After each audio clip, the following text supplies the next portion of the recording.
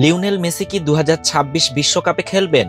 বিশ্বকাপ যতই ঘনিয়ে আসছে ততই বাড়ছে এই কৌতূহল।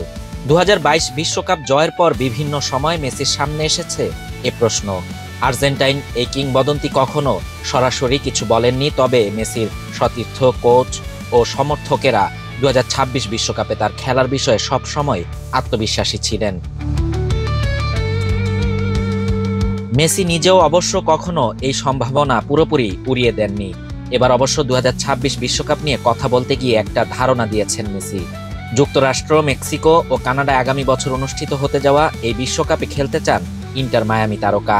মেসি বলেছেন, বিশ্বকাপ শিরোপা ধরে রাখার লক্ষ্যে দলের সঙ্গে থাকতে চান। তবে বরাবরের মতো এটাও বলেছেন, তার ফিট থাকার উপর সব নির্ভর করছে। যুক্তরাষ্ট্রের সংবাদ মাধ্যম এনবিসি নিউজকে গতকাল দেয়া সাক্ষাৎকারে মেসি বলেছেন, সত্যি বলতে বিশ্বকাপে খেলা এক অসাধারণ ব্যাপার। আমি সেখানে থাকতে চাই, আর যদি থাকি তাহলে জাতীয় দলের সাফল্যে গুরুত্বপূর্ণ ভূমিকা রাখতে চাই।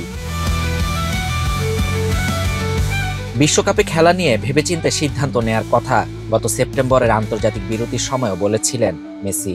সে সময় সাংবাদিকদের তিনি বলেছিলেন, সবকিছু নির্ভর করবে তার শারীরিক অবস্থার উপর।